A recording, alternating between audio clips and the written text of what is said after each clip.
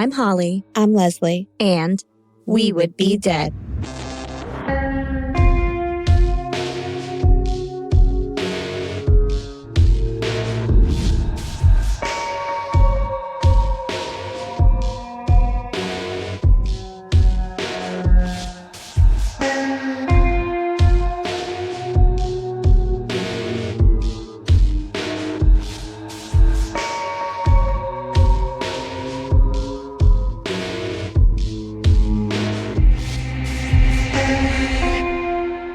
Hey, Leslie. Hey, Holly. Hey, Fiends. Welcome to our late-ass Valentine's episode. Yes. Woo! I mean, I think it's safe to celebrate holidays for the entire month they're in, right? I mean, I'm still in love, so. Exactly. And if you're not, you can still be mad. Yeah. Or not mad, happy to be single. Whatever it is, pick your emotion. Just lean in. Lean in. We give you permission. I mean, we give Halloween and Christmas 2 to 3 months each, so Sure. I think we're fine Sure. with an extra week of Valentine's Day. And we weren't about to skip another holiday. Mm-mm. So let's just take a little break from the government conspiracy theories and talk about a doomed love affair, shall we? Sure. Yes. And on that note, this week we are telling a complicated love story. The story of Addie Hall and Zach Bowen. I think that a lot of our fiends may have heard this story before. It's pretty widely covered. But sadly, I have found that more often than not, it's told in a kind of unfair fashion. I think what's really funny is that I heard one side of it in a completely unfair way, and you read one account that was balanced the total opposite way. Yeah. They're never like well balanced. It's usually just like one side of the scale or the other. We know that there are two sides to every story and that the truth always falls somewhere in between, right? So I would ask that everyone go into this episode with fresh ears and an open mind. Good. That said, pouring over version after version of the story, and I did, was uniquely painful. Quote, war hero who survived Katrina snaps and kills his crazy girlfriend is usually the subtext with which this case is conveyed. And then what follows is usually peppered with an air of, a man can only take so much. Because Americans sure do love to blame everybody but a man. Mm-hmm. And if you want to know what feminine rage looks like, then look no further than the faces I made while doing a lot of this week's research, because it was hard to find accounts that didn't make me really mad. You should put up a post with all of your rage My rage faces? Maybe I will. And I don't know if you know this, Leslie. You probably do. You know about skin care. But sustained rage face, it's not great for your complexion. It's not. No. Neither is sustained happy face, but we just can't help that. Sure. Marilyn Monroe would never smile with her teeth because it wrinkled her eyes and stuff. Yep. Smart. That's a tragic life. Yeah. I can't be living like that. I did make a lot of rage face, though. It causes wrinkles and dry skin and under eye circles, all of which I'm showing signs of right now. It's not good. Not good. How you doing, Leslie? Trying not to rage face. Okay. It's the battle is constant. I understand. Now, sometimes you just have to rage for a little while and get it out. Sure. And then you can be neutral face again. Yeah. The goal is neutral face. The goal is that wrinkleless neutral face. So you look like a beautiful, beautiful mannequin. Yes. Perfect. Now, because I couldn't do that, I've tried everything I can think of to bring a little color back into my cheeks, but nothing seems to be working. I feel like I'm all out of options. Unless I do turn into a mannequin. Oh, that Just would kidding. be so fun. Wouldn't that be fun, 80s movie style? Yes. Not possible, but Hollywood. so fun. But don't tell anybody. I have heard of another super secret ingredient as of late that might be able to just cure all of our problems at once, which is always what we want. Are we allowed to talk about it? I think so. Okay. Because I've heard that all we need are just a few precious drops of validation, a hill worth dying on. Perfect. And best of all, our fiends can give it to us totally free of charge. Shut up. Tell me how. But how? You must be asking yourself and me. Yeah. Well, I will tell you. Simply head on over to Spotify or Apple Podcasts and leave us a 5-star rating and or a friendly review. How friendly? Like, I would like very friendly. Okay. Like so sweet and friendly. Sure. That would be great. And it really is the only way to move this podcast forward. Ratings and reviews equal attention, attention equals support, and support equals more and better content for all of you. That's so sexy. Isn't that great? For Valentine's Day? Yes. You can leave us a little Valentine's Day note. Ooh, spooky. Yeah. Don't get too friendly. Make it a cute little poem. I would love that. But if you just can't wait for, can you imagine? By the time this comes out, it's going to be like it's March and everyone's St. Patrick's Day. Roses are red, violets are blue, spooky, spooky, boo, boo, boo. Just do it in green. It'll be fine. Yeah, that'll be great. We'll like that anytime. We love green. We do. We do love green. We're the whole studio is like sitting in a room of green. Wrapped in green. And behind that maybe that's why is more green. It is. It's 2 levels of green. Maybe that's why we like St. Patrick's Day. We're just like, it's green. Yes, obviously. Oh, no. I'm also wearing green currently. Yeah, I'm not today, but that's not often. Yeah. Oh, God, we've cracked the code. We did it. But if you just can't wait for more We Would Be Dead in your life, don't worry, you don't have to. Woo-hoo. You can support us over on Patreon. There, for just a few dollars a month, you will gain access to our entire catalog of 30-minute horror movies. Leprechaun is in there. That's pretty seasonal. Several leprechauns. Did we do more than one? I think we so. did. Yeah. There's more. Okay. You also get access to our special minisodes, our weekly after show, Host Mortem, which is available in both video and audio formats. Maybe you want to see our faces. Maybe we oversold the whole Haggard bit and you don't. Both are okay. It would be our fault. You'll also get a special gift in the mail from us, the opportunity to participate in some giveaways, some merch deals, and on-air toast dedicated just to you, and more. Yeah. Gotta see if we have more of those toast shirts left. Those are coming up on seasonal. Sure, yeah. Take a look. Anyway, we also will have more exclusive content in the works for you, our beloved patrons. We usually try to do something live around St. Patty's Day. Who knows? Try. Who knows what will happen? It could be magical. You're right.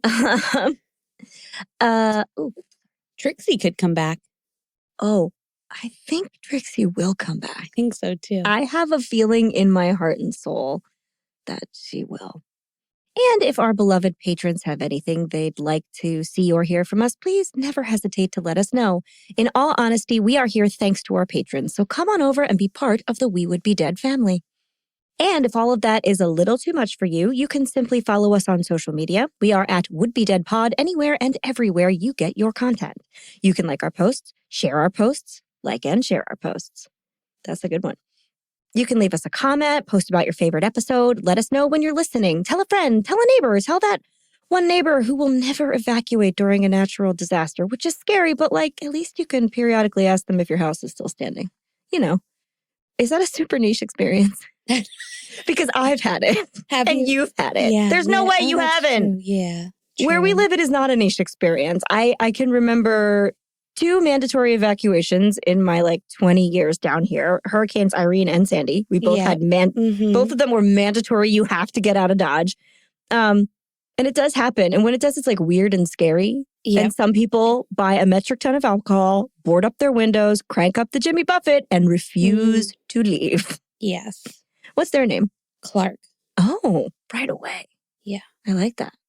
I bet he's a good time. And he has a dog.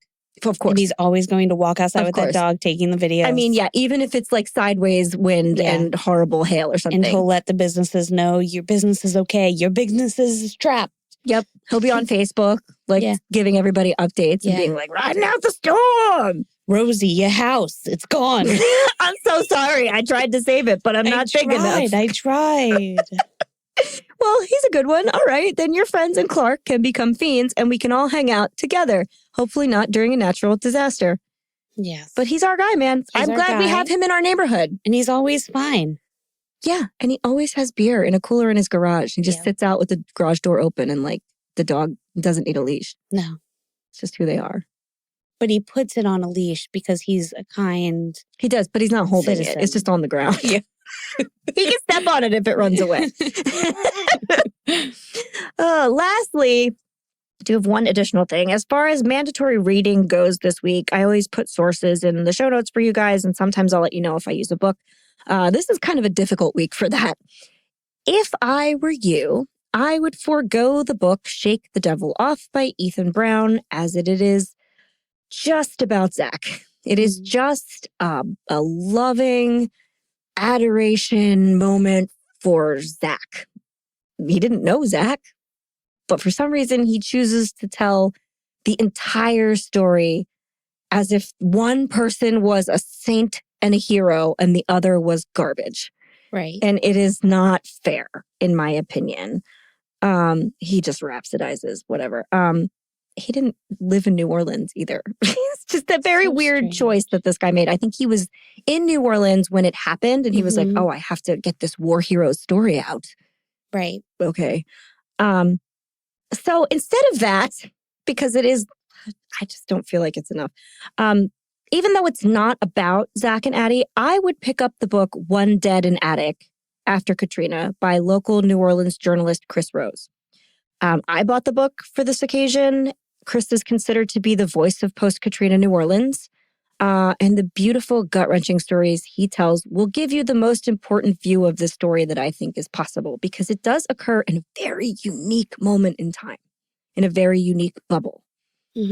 Chris takes his readers right into not just the aftermath that we all saw on the news, but the aftermath the locals felt then and really in some ways still feel to this day.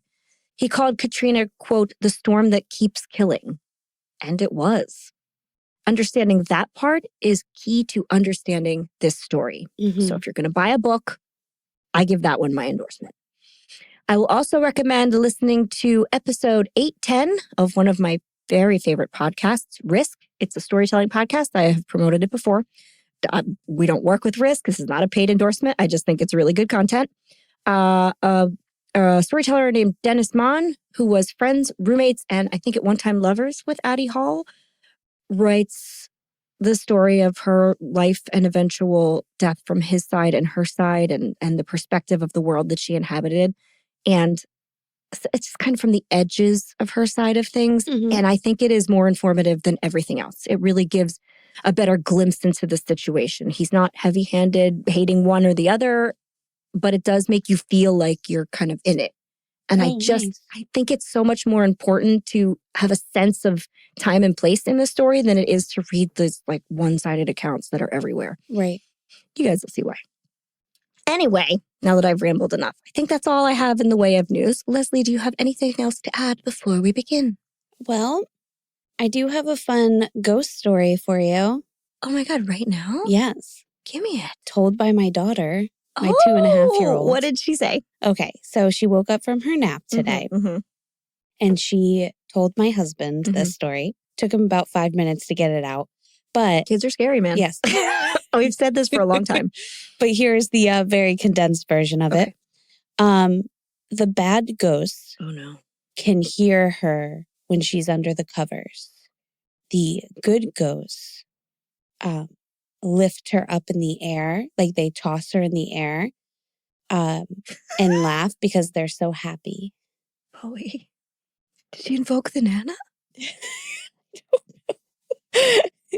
But she goes around ghost hunting all day. She calls them goats.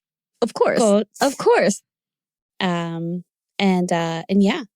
So I love it. They're mostly good, but sometimes they're not good. Kids are very sensitive. Yeah. And sometimes they're old and sometimes they're young. So aren't you the one with the Hat Man story? Like, yep. I don't know. But the bad ghost can hear her thoughts when she's under the covers. Maybe you ought to be quiet under those covers, girlfriend. I know, which sucks, because that's usually where you like hide from them, right? You hide from the monsters under the covers. I can't ever cover my face. I need to see what's happening. Yeah. You, on the other hand, are like, good night. Good night. Darkness. Yes. Just envelop me whole. Yeah. I need a shadow daddy. Not me. I'm like, where's it coming from? Well, that was a good addition. Yes. Thank you, Bowie. You're welcome. All right, then. On with the show.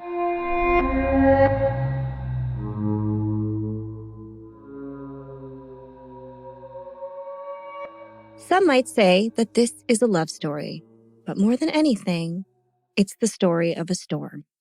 As you might be able to guess, our story takes place in New Orleans, Louisiana, specifically in the city's oldest neighborhood, the French Quarter, a place where tourist trap hotels, the Lalaurie Mansion, Michelin star restaurants, lively jazz clubs, and eclectic local bars are just a brief walk away from completely depressed residential neighborhoods. Mm-hmm.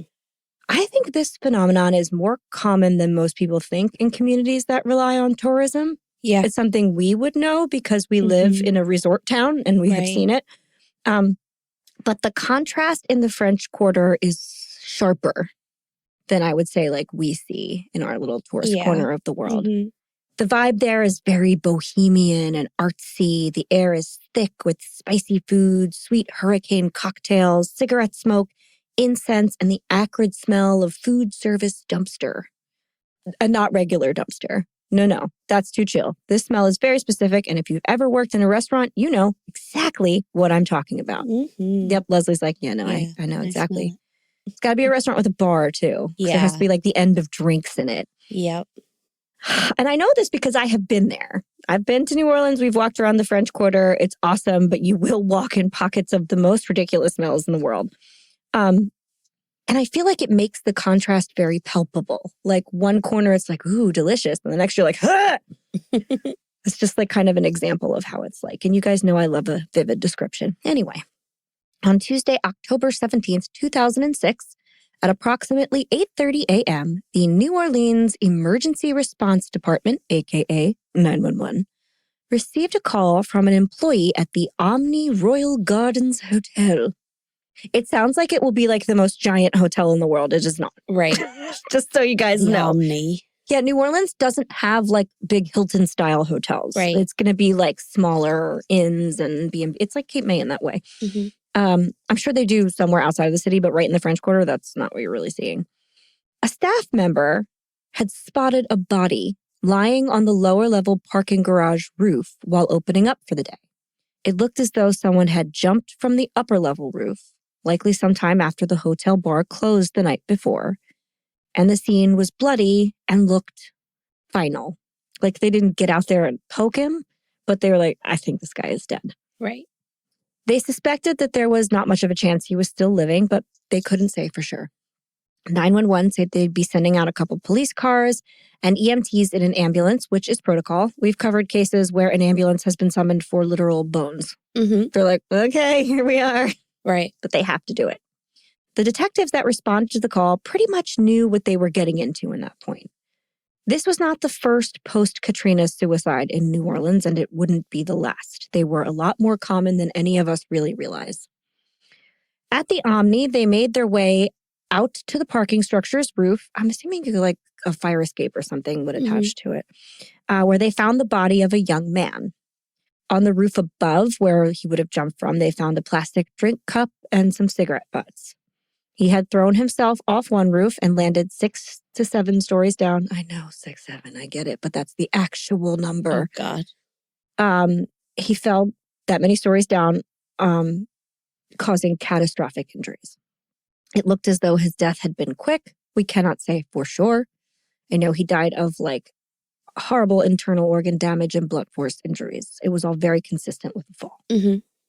Hoping to figure out who he was, the detectives searched his pockets. So again, he's clearly dead and like the impact was impacting, but he's not, like he's obviously still very put together. He's still, okay. In his front pants pocket, the detective found something rather strange. A Ziploc baggie labeled "For Police Only." Oh boy. Right. So this man knew that this was coming. Inside, they found dog tags that identified the body as Zachary Bowen, a key, and a note. The note began, "This is not accidental. I had to take my own life to pay for the one I took. If you send a patrol car to 826 North Rampart, you will find the corpse of my girlfriend, Addie." Okay. Wow, this just took a turn. So not just a suicide, likely also a murder-suicide or a suicide pact of some kind. Oh, he said life I took, so murder-suicide. But it was time to investigate. Also, like, maybe he wasn't telling the truth. They don't really know at this point. We'll start with Zach's crime scene, obviously, because we're already there. Duh. Police look around for weapons, just in case. There is nothing. They collect and bag any evidence around him. They take his note and dog tags and any other little pocket items they find. They make sure to log all information, and then they send his body off with the medical examiners. Zach was obviously declared dead at the scene. Medical examiners report that he likely died rapidly upon impact. His death was due to a plethora of catastrophic injuries. The only curious thing they find was that his body is also dotted with neatly positioned, intentional-looking cigarette burns. Did somebody else do this to him? Were they self-inflicted? They were clearly there for a reason, but it was kind of hard to say. I'm not going to describe the apartment crime scene just yet, because we have a little more digging to do before we get there. But at this time, they do confirm that the key Zach left for the police led to the apartment's front gate, and inside of the aforementioned second-floor apartment, they do find human remains. However, they were unable to immediately identify said remains at the time. It looked from the outside as though they had stumbled upon a tragic love story. Ooh. People do crazy, terrible things for love. Right, Leslie? They do, yes.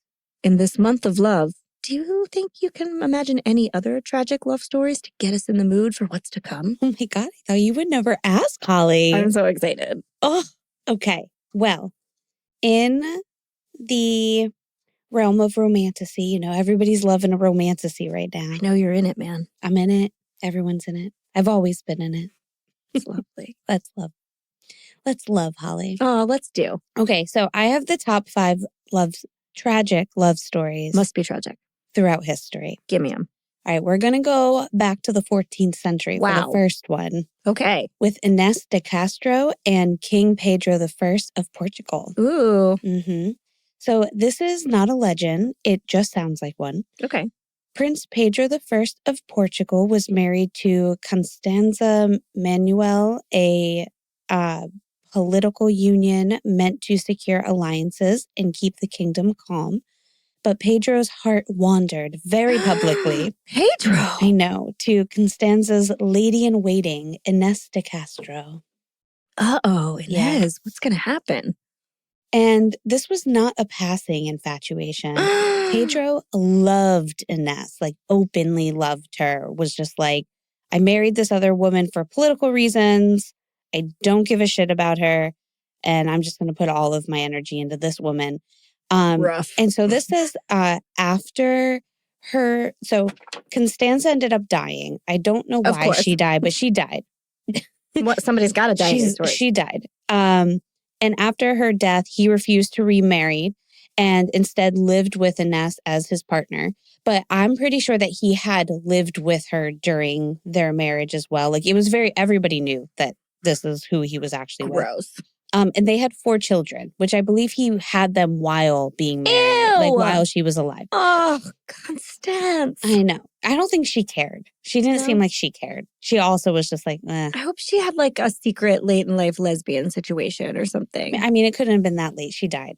Oh, shit. So anyway, so Inés and Pedro had 4 children.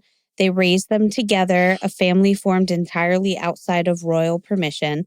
In courtly terms, this was chaos. Chaos. In human terms, it was devotion.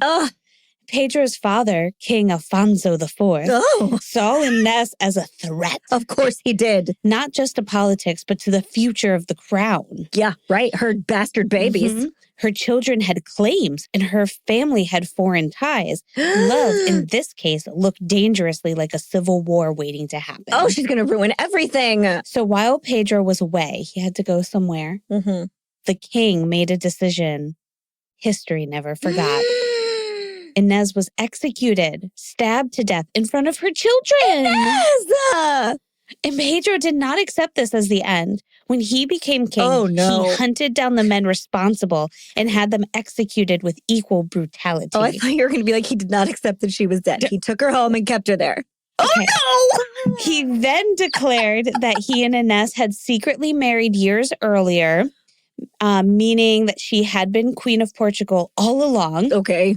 Sure. And then came that part that tipped the story into legend. According to chroniclers, Pedro had Inés's body exhumed, dressed in royal garments, crowned, and presented to court. Nobles were forced to swear loyalty and to kiss the hand of the dead queen. Oh my God.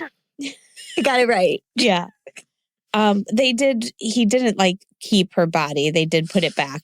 If that part was actually He just true. dug her up for like, just kiss the queen. Yeah, just like, fuck all of you for letting this happen. Oh my God. Yeah. So whether literal or symbolic, the message was unmistakable. Love does not end when the body does. Blech. Inessa's children went on to shape European royal lines, and she never ruled in life, but in death, she altered history. Okay. Romance in this case was not soft. It was vengeful, and it ruled from the grave. Oh, no. I feel bad for Constance. I don't think she cared. She didn't seem like she cared. At least nobody wrote that she cared. Well, maybe they just didn't take her into consideration. Maybe. And maybe that's why she died. She was like, fuck this. I give up. Dead. Just quit. Yeah. I'm done. Yeah. I don't know. Okay. All right. The next one. Oh, I forgot to look up how to pronounce these. So. Oh, good. Okay. Where are they from? Fun. It's fine. This is 12th century France. No one's going to be mad at me. Oh, I can't do French. Okay. So, Abelard and Heloise. We do have Canadian listeners who have corrected us before, so I can't wait for the correction. Abelard. I could look it up, but I'm just going to go with that one because maybe. How do you spell it? Abelard, ABE with like a thing. The thing. Lard. And Heloise. Okay. Heloise? Heloise that sounds right. Heloise. Okay, anyway. This one is a little quieter, but somehow worse. So that's the last name. So Peter, we'll call him Pete. That works. Okay. He was a brilliant, arrogant, and he was famous for it. He was a teacher. I don't even know what he taught, actually. I apologize. I meant to look that up. Some stuff. Anyway, but Heloise was his student. He's gross too. Yeah. So these men. And she was young and devastatingly intelligent and course. fully capable of matching him thought for thought. Fully capable of matching. They just matched all the time. Yes. I did have to look up their ages after this, so I will just tell you now. So Peter was probably in his late 30s, yep. And Heloise was like somewhere between 15 and 18 during this story. Oh, God. Yeah. So when they talk about her being like a student, I thought this was like college, like the way that they talked. I was like, oh. No. And how smart could he be if this 15-year-old girl was just like... I think he probably just was like, she's a genius. She's a genius. Because I love her. She's so young. Man, she speaks French as well as I do. I don't know what he taught. I need to look it up. I feel like I did. I must have forgot to put it in here. Anyway. Meanwhile, he taught French. So they didn't just fall in love, Holly. They recognized each other. Oh, gross. I hate it already. Their affair was secret. Their connection was not. Heloise became pregnant, and in an attempt to protect Abelard's reputation, not Abelard, they married quietly against her own instincts. She feared exactly what would come next. Her uncle, Canon Fulbert, saw the secrecy as a betrayal because maybe he was like fucking her too. I don't know why the uncle got involved. I guess he was the one like taking care of her. Anyway, his response was not emotional. It was surgical. Okay. Yeah, I know. Okay, hold on. I can't stop there. It was surgical. Ready? One night, men entered Abelard's room and castrated him. Not just as punishment, but as like basically erasing his masculinity, right? Yeah, sure. Erasing his legacy, his future. I thought you were going to say they did something to her. I'm okay with this. Oh, no. The uncle, so this is, at first I was just like, maybe the uncle was like infatuated with her. But then I'm thinking like, no, wait, this is like a good uncle. Okay. I'm done. This would be like I could see my brother being like, I'm sorry. What the fuck? I'm going to castrate you. Yeah. Like with yes. Thank you. Anyway. Standing up for his niece. Okay, so Abelard became a monk because he had no dick. He became a monk. He's a eunuch. No, he's not a eunuch. He's all the way. Yeah. And then Heloise became a nun. And then their lives were officially severed. But love inconveniently did not cooperate. Their surviving letters are so they wrote letters to each other. They're very emotional, very raw. Of course. And Heloise admits without shame that she still desires him, still dreams of him, still feels bound to him, even as she fulfills her vows of nunneryism. Her version of dicklessness. Yes. And they never reunited in life, but they were buried together in death. How'd that happen? I don't know. They just did. But yeah, so I thought that was interesting. Apparently, you did a good job with pronunciation. Okay. According to the internet, it's Abelard. Okay. Abuhlard is like Abelard. The phonetics. Okay. I'll have to listen to Nandor the Relentless pronounce it later. I love when he does it. I know. All right. So the next one you might be more familiar with. This is more current, 1976. So this is Vladimir the Spider Savage and Claudine Longet from Aspen, Colorado. I don't know if I know. You have to tell me more. I will. So, Vladimir Savage, known as Spider, was a golden boy athletic royalty, talented, charismatic, and adored. Claudine Longet was a faded star, newly divorced, beautiful, fragile, and living in Aspen's glittering aftermath. Oh. Don't you want to read that book? I don't know. The aftermath of Aspen. I know. I copy and pasted that one because I was very like, what funny. the fuck are they talking about? No. Anyway, their relationship burned hot and unstable. Oh, yeah. It sounds like it. Friends described jealousy, emotional, a lot of constant tension. Not good. This was not a fairy tale pairing. It was a chemistry without safety. On March 21st, 1976, Savage was at Longet's home. She claimed she asked him to show her a .22 caliber pistol, like how it worked. They were, so they were planning like a trip. They were going to go skiing. I'm looking at pictures of them because I like to see faces. Wait, I got to go to a different. They're like glamorous looking skiers. Yes. Okay, hold on. I'm going to go to this one. Okay, so Vladimir was a respected alpine skier and Olympic level talent. Yeah. And then she was an actress whose career at this point, like in the 60s, she did more, but like in the 70s, it was like slowing down a bit. I mean, she has a cool like bump it hair and eyeliner look going on. Yeah. And so their relationship was described as intense, volatile, emotionally unstable.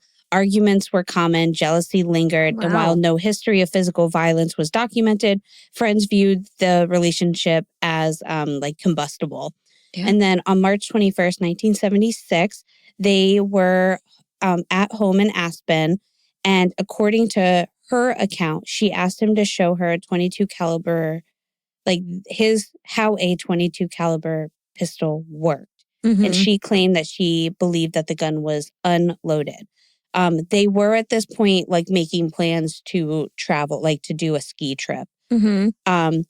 So while he was showing her, she pulled the trigger and a shot was fired. And he was struck in the abdomen and died from internal bleeding.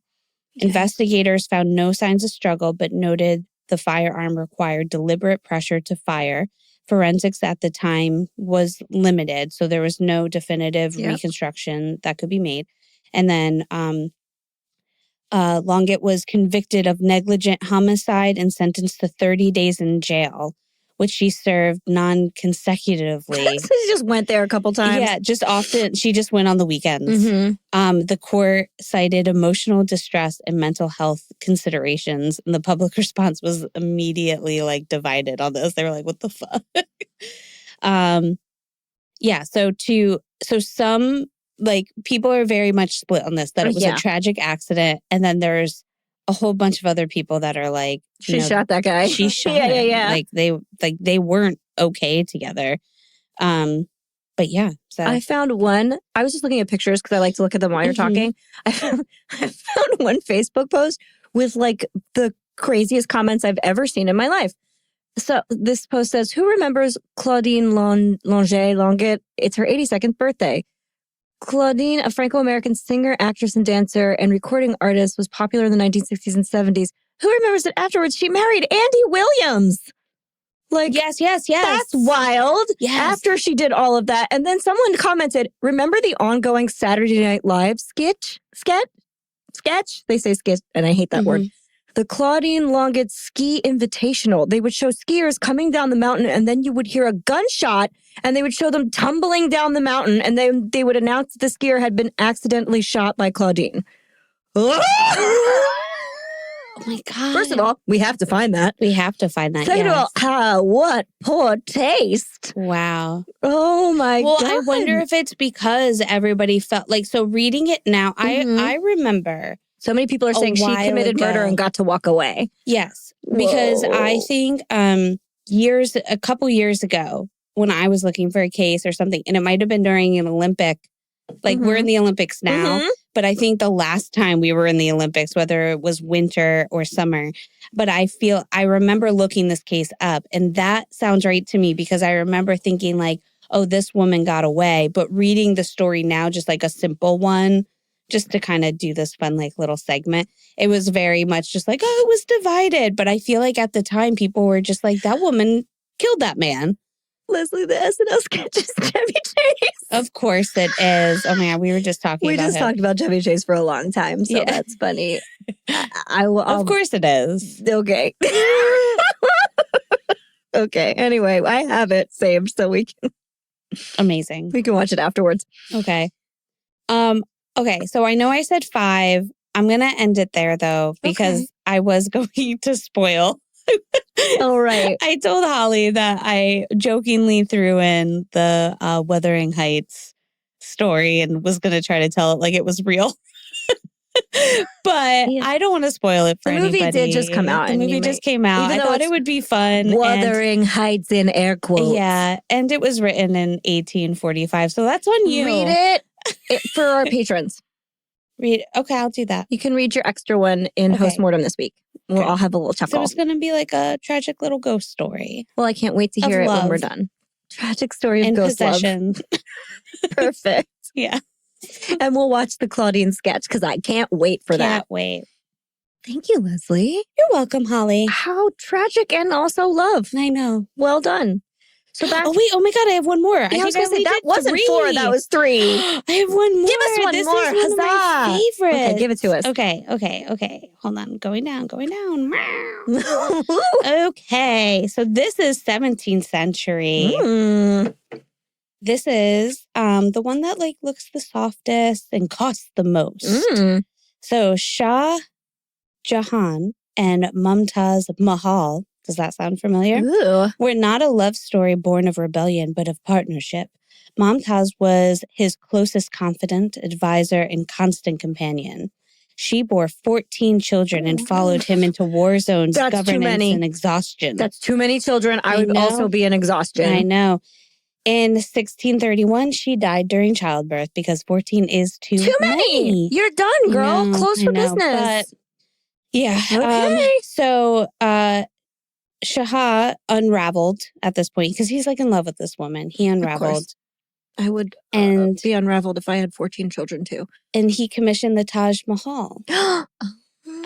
So not just as a tomb, but as a vision of paradise, symmetry, and eternal union. And it took decades, tens of thousands of workers, and immense imperial resources. And the public response was awe and strain. The monument was breathtaking, but the cost was enormous. And when Shah later fell ill, his sons turned on each other in brutal succession struggle. And the victor, how do you say his name? Aurangzeb, overthrew his father. So one of the 14 overthrew his father. So they fought. So they fought the brothers, and then he overthrew his father. And he viewed him. So everybody was just like, he's weak and in grief, and he's too indulgent. So Shah spent his final years under house arrest. And he had to stare but he got to stare at the tomb of the woman he loved across the river. Great. And when he died, he was allowed to be buried beside her, and which kind of broke the Taj Mahal's perfect symmetry. But yeah, that was why the Taj Mahal was built. Did you come upon this because of the necklace? Or are you not going to talk about the necklace? What necklace? Leslie! This man commissioned... Margot Robbie wore it to the Wuthering Heights premiere, which is why I thought you knew this. Okay. The Taj Mahal diamond is a historic 17th century heart-shaped table-cut stone from India's Golconda mines, famous for being engraved with "Love is Everlasting" and the name of Mughal Empress Noor Jahan. It was later gifted to Mumtaz Mahal by Shah Jahan, becoming a symbol of eternal love, famously worn by Elizabeth Taylor after being gifted by Richard Burton. And then recently, Margot Robbie wore it to the Wuthering Heights premiere. Oh, holy shit. Loop it around. Wow. We're done. We don't need the rest of the episode. Oh my God. I know. I thought you knew that. I thought you were going to be like, and guess what? And then, well, I'm glad I had that in my pocket. So well, there you go, Holly. We'll have a picture Always of that making too. It better. Man, I try to add things when I can. I know. Glad you went back around for that one. Yeah. All Me right. too. Okay, guys. Me too. Maybe we should have just done love stories this week. So I did have to look up because I was like interested, like, okay, I'm sorry, the son overthrew the father, right? So I had to look it up. And in their culture, especially at this time, that was like a big thing. Like the sons in the family, they would fight each other. And then usually to the death. And that was seen as strength. Well, that's why I had to have 14. Yeah. And then to overthrow the father, which was a little less normal. Yeah. But in this case, everybody kind of felt like, this man, he's just sad. You should just overthrow him. Just throw it over. Just sad. But a lot of people were happy about the overthrow, but also not because they liked Shah Jahan a lot because he was very much like he loved like art and culture. And it was just like a prettier time. Sure. Whereas his son who took over was a lot more like, we need to save some money. And he's a lot more conservative. Boring. Okay. But he got shit done, I guess. Okay. Well, everybody has their place. And he allowed his dad to be buried next to the mama. That was nice. Okay. Good ones. So then I'm going to bring us right back to our tragic love story of the week. So when I left off, a murder and a suicide had occurred. We haven't even started the story yet. Let's go. I know. I'm just kidding. I'm just kidding. We have. But so who were the people that we're talking about this week? We know all these other people. Right. Who are they? And why did this horrible event occur? Furthermore, what exactly did occur? To figure that out, we have to get to know our main characters, right? Mm-hmm. Let's start with Zach's girlfriend, Addie, because people usually don't. The person he claims to be the dead body in the apartment, right? So much about Addie Hall was a mystery. So much about both of them is very hard to pin down and confirm. Perhaps that was part of her appeal. There are a lot of romantic ways to describe her. Unbeknownst to me, Leslie came across like all of them. Some will call her a beautiful girl in thrift store overalls and a bikini top who was at home dancing in ballrooms and on bars, or a spitfire poet who wandered the country in search of a place where she could belong. Some say she found community with the artists, drag queens, barflies, writers, musicians, and hustlers in the French Quarter. It's all very Moulin Rouge. Now, I'd love to be able to just stop right there with my description to keep her in your minds as like an ethereal bohemian spirit, if for no other reason than to balance out the rest of it, which is considerably less romantic. But that would make me just as guilty as everyone else. Now, to do the story justice, we have to take off the star-shaped rose-colored glasses that Addie was so fond of wearing and tell the truth from the beginning. There aren't a lot of facts to go off of as far as Addie's background. Like, I can't say I found a birth certificate or I found newspaper articles. They just aren't there. And her family is gone and disowned her, so they don't confirm anything. Everything I've learned, I have read or listened to in tributes penned by friends that I can confirm were people who knew her, which took a lot of time, or high school classmates, and one cousin. One cousin, I'll talk about her, which is nice. There's always a cousin. There is always. You can always count on one cousin. Her family's voice, as I said, is noticeably absent. When her parents were informed of her death, they just didn't do anything. No one came to get her body for 6 months. Yep, they didn't want to pay for a burial or go get her. They were like, fine, bye. So here's the best that I can do for Addie. And please know, I did try. Because I do think she deserves to be represented a little better than she has been. Adrienne Matthias Hall, which is her real full name, was born on January 15th, 1976 in Durham, North Carolina. Her family didn't have much. They lived in an area that was mostly trailer parks and depressed houses. This is like One person called it kind of rednecky. It's a not nice word, but it's a descriptive word. Her friends remember her as a kind and dreamy girl who liked to dance. She loved animals, and she liked to spend time outside. They talk about her singing Janis Joplin while smoking joints on a golf course. She liked to sneak beers in the woods. They would goof off in their Northern high school Latin class. One of her friends called her an old soul, another said a free spirit. She also was known to write beautiful poetry, none of which survived. Who knows where it went. And she also made paintings and artwork out of anything she could find. She's just one of those people that was always kind of making something. At 16, Addie left home and dropped out of school. According to her friends, her father and brother did not respect her privacy at home. She frequently spent time in their attic, which is where she kept all of her art projects and supplies, because she didn't really trust being around them, the men, which is a window into that story. She didn't like being at home much. According to friends, her mother wasn't really around a lot, if at all. I don't know if this is a divorce situation or she was dead. We really don't know. And there were a lot of signs of sexual abuse in her home. Really, all signs point to Addie going through something horribly traumatic in her home at the hands of the men in her family. And it doesn't really take a genius to put that together. But there is no direct confirmation, so I can't say it's true. Addie refused to speak about it at all. She never told anybody anything either. She was like, bad stuff happened, yes, but I don't want to talk about it. There are Reddit feeds where people say it was her brother that would go after her. Some people said it was her father. I just think something bad happened, and that's probably enough.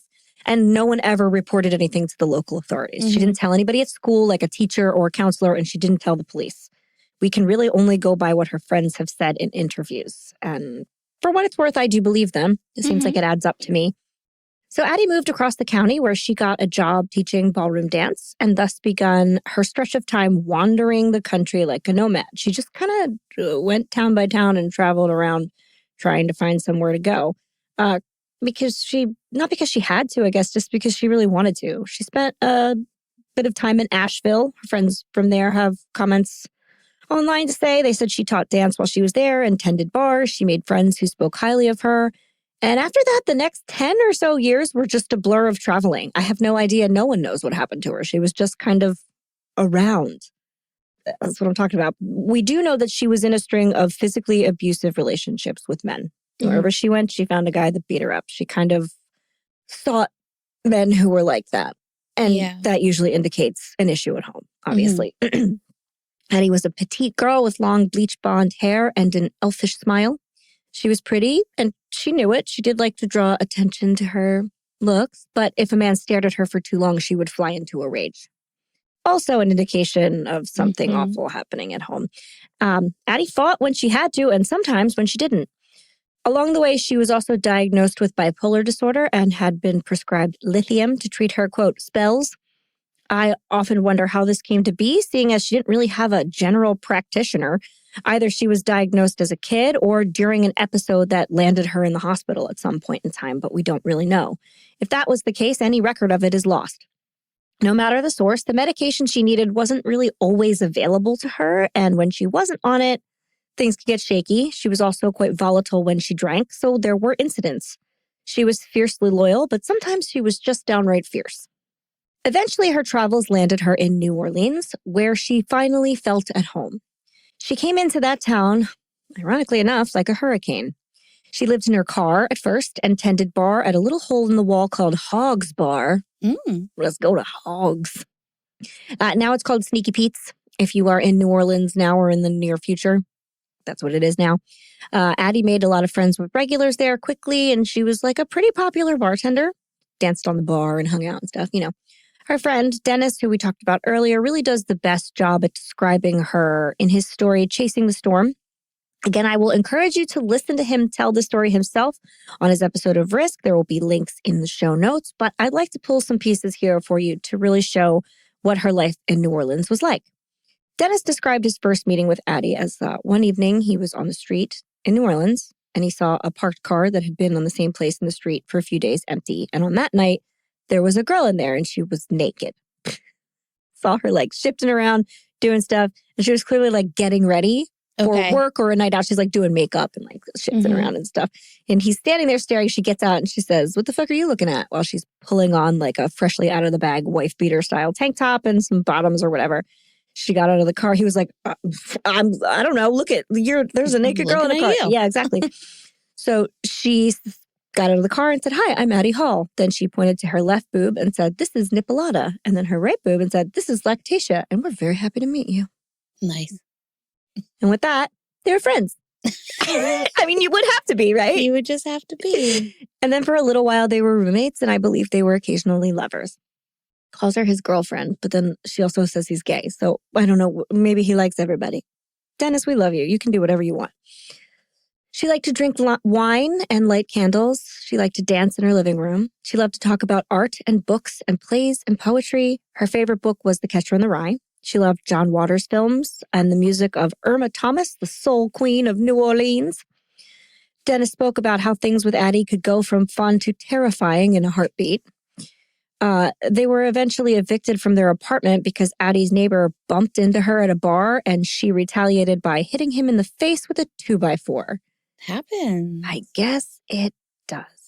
He also revealed that in one intimate moment, she showed him that she had a hard lump under one of her breasts that she didn't really talk about. I don't have she wouldn't have been to any doctor, so I have no real confirmation for anything, but Dennis indicates that he thought she was kind of there on borrowed time in general. She always said, "I'm never going to live past 30. And she was right. Just before 30, she died. She also said to die young and leave a pretty corpse. Unfortunately, that is not always possible. Now, I went to art school, so I feel like I know a lot of girls that were like Addie when they were younger. I will remind you that when this story takes place, she's in her late 20s. She's not, most of these girls I knew that kind of lived this lifestyle were usually 18 to 22. She's a little bit older. But some of them settled down, and I guess some of them you just never hear about again. They don't. Right. I'm sure you kind of you have experiences with these women. They usually have very intense friendships, and when you're involved in it, you're really you have blinders on, you can't see the bad for the good. And then when you're out of it, you can't see the good for the bad. Right. So it's a very intense hurricane. So Addie bounced around from apartment to apartment and lover to lover for a little while. Eventually, she got another job bartending at the Spotted Cat, which is a New Orleans jazz club staple. I feel like this was an upgrade of a job. Probably made more money. She probably made decent money there, actually. She was hired at that point by part owner and local legend Ura Jones. Ura loved Addie right away, and she said, quote, "Addie loved being around people, and she'd run that bar from one end to the other." So she was kind of always in charge and larger than life. She's one of those bartenders that you want to go in for her shift, and she's really fun, and she'll do shots with you and stuff. And it was there that she met a tall, handsome, ex-military man named Zach Bowen. Zach Bowen was born on May 15th, 1978 in sunny Bakersfield, California to his mother, Loriana, which is a really pretty name I've never heard before. And she was in the documentary I watched. There is one filmed version of this that I think is worthy of watching. I will put a link to it. But that's his mom, and his father, no name. We have no name, I know, for once it's father, no name, right? I don't know much about Zach's dad. I don't think he was in the picture for a super long time, and the only thing I could find out about him was that at one point he was the bartender at a strip club. Okay. And mom was like, "This isn't how this is supposed to go." She didn't love that. Do with that whatever you will. His mom, I like. Far too often when I have to look into somebody's parents in a situation like this on social media, because I don't find her on Facebook. I did, but I was respectful. Don't you do it. But usually when I do that, it's a window into just a bunch of alt-right memes and some really dated sort of racist language. But Lori seems like a good time. She's very nice. She's got a good relationship with her surviving son and her grandkids. She's very even-handed and well-spoken. In the documentary I watched and in every quote I've read, she suffered a horrifying loss, but she was very candid about information she could have just easily refused to speak about. You know what could also be helpful with that situation? What? Is that the Addie's parents are nowhere to be. So it's just her dealing with this. She doesn't have to worry about what the other parents are saying. And that's even more reason where she could have been like, that horrible girl did this to my son. And she doesn't say that. Yeah. So I give her a huge amount of credit. I do too. Yeah, for sure. But she also didn't have to like stick up for overly stick up for her son either. Because nobody. No, her son is being heralded everywhere. And she's actually one of the voices that were like, how could he have ever come back from what he did? He couldn't have. Yeah. So I was like, wow, that's pretty. Okay, this is a solid, seems like a nice lady with a good head on her shoulders. Okay. She didn't say anything mean about Addie either, and she definitely could. Honestly, and she's the only person I wouldn't have blamed, to be honest with you. If she had shit to say about her, we always have the same principle about parents. You can't judge grief for your child. You just can't. And honestly, I kind of wish like everybody I looked into was just like her. I was like, oh, so even-handed, such a nice lady. I feel so bad for her. Anywho, Zach and his brother had what seems to be a pretty low-key childhood. Not a lot of record, again. Some places say it was difficult at times. Some places say he had issues at home. I don't find anything to confirm that. I don't think they had like the most money, but they didn't really appear to be suffering. Zach ran for homecoming king in high school. He was popular and well-liked and known for being like a happy, funny dude. I mean, he was 6'10" and good-looking. 6'10", dude. People gloss over that too much. He was a giant human being. It's a monster of a man. Yeah, that's a big dude. Yes. Wow. Yeah, I know. So, when he was 18, he met a 27-year-old midnight ballerina named Lana. No shade to grown-up dancers. No shade to them at all. If that's your job, fucking do it with pride. But this is mentioned in several places, and Zach will repeatedly come back to his love of strip clubs. So it's just mentioned here. That's all. Atlanta girl, like, live your life. Do whatever you got to do. She and Zach were married pretty quickly and immediately had 2 children. They just went to having babies really quick. It is unclear whether they moved to New Orleans, like, immediately or together or why he moved. But I do know that Zach's 1996 voter registration was in New Orleans. So by that point in time, they lived there. That's all I can really say. So I think it happened relatively quickly. Nobody needs to know where his family lives now, like his family that he grew up with. But his mother and brother do not live in California or New Orleans. So I'm guessing that Zach just moved his little family there, maybe because of what I'm going to tell you next. Sometime after they were married and had their babies, Lana got sick. She's diagnosed with hepatitis C. Some people are like, that's because she was a stripper, but I don't think that's why. The combination of medical bills that she racked up and the needs of their young children were expensive. So Zach decided to kind of pay for his family. He would enlist in the Army. He joined and the Army has pretty good health benefits, I imagine, so they would take care of his very sick wife. He joined the 709th Military Police Battalion, which I believe falls technically under the Army. I'm not sure why he is referred to as a Marine in so many places. He was not. He was a military police officer. I can assure you that's what he was, which is not an easy position for a soldier. Zach saw his fair share of active duty. He served in Kosovo as part of a NATO peacekeeping operation and in Iraq during the early phases of the Iraq War. And while he was there, he worked in Abu Ghraib, the infamous torture war crimes prison. Yeah, so here's a little wiki rundown on Abu Ghraib for those who are scratching their heads. Quote, during the early stages of the Iraq War, members of the United States Army and the Central Intelligence Agency that's the CIA, committed a series of human rights violations and war crimes against detainees in Abu Ghraib, a prison in Iraq. These abuses included physical abuse, sexual humiliation, physical and psychological torture, and rape, as well as the killing of Manadel al-Jamadi and the desecration of his body. The abuses came to public attention when the publication of photographs by CBS News in April 2004 were, I guess, released, which caused shock and outrage and received widespread condemnation within the United States and internationally, as they should. So you guys remember that horrible photo of a man in like a raggedy poncho with a hood over his head standing on a box with his arms outstretched and there are electrical wires attached to both hands? That was Abu Ghraib. Some of the most horrifying and inhumane behavior ever occurred within those walls. I'm not saying for certain that Zach engaged in any of it. I'm sure there was a brainwashed herd Lord of the Flies on steroids mentality there that made them, at the very least, numb to what was happening around them. But there is no way, even if he engaged in absolutely no questionable behavior whatsoever, and there's no evidence that he did, that Zach could have left an experience like that unscathed. It's gonna fuck you up. Like, there's no way around it. I mean, just looking at the pictures, fuck you up. Horrible. It's awful. His friend said that he didn't talk about it much when he got home. And like, who could blame him? You wouldn't talk about that because you're either haunted, ashamed, and like, nobody's like, I'm really proud of all this horrible nonsense. And if you are, that's worse. But he was apparently haunted by a particularly traumatic event he observed that involved the death of a child. Yeah. I can't imagine what he saw over there. I can't imagine how awful any of that was, really and truly. After what he went through in the military, Zach should have gotten mandatory psychiatric aftercare.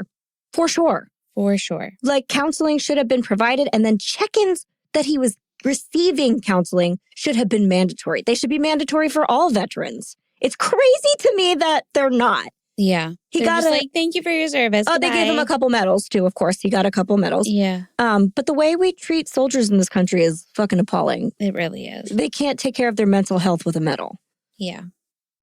It has also been mentioned that Zach's Army issues size 17 boots. Mm-hmm. I've never heard of bigger shoes in my life. Anyway, remember, he was a big I was telling you that I saw, I think it was Shaq's golf shoes. Big shoes? Yeah.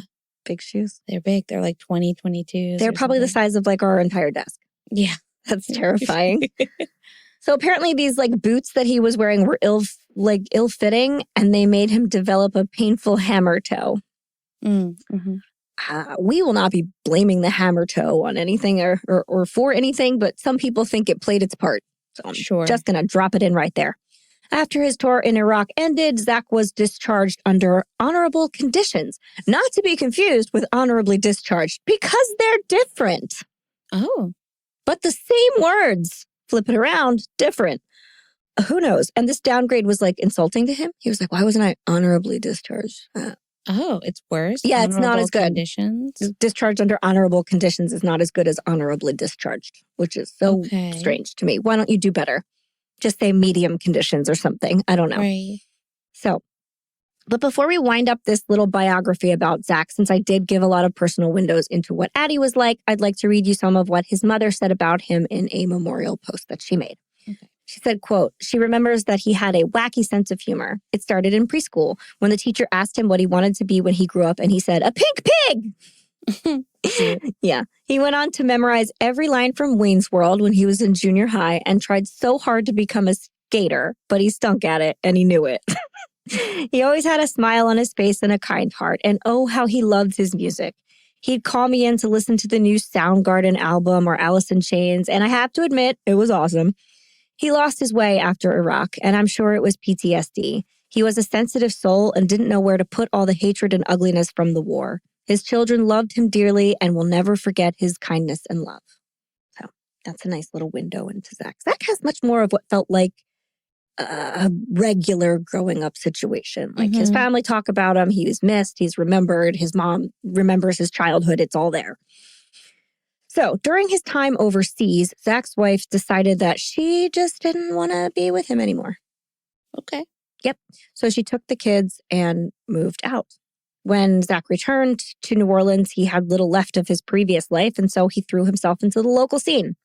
He did, however, stay in contact with his estranged wife and children. He was not trying to ditch them at all. By all accounts, Zach was a good dad, and he loved his kids. He had no intention of leaving them behind for good. He didn't leave them at all. So, right, true. I'm not going to put that on him. That's not true.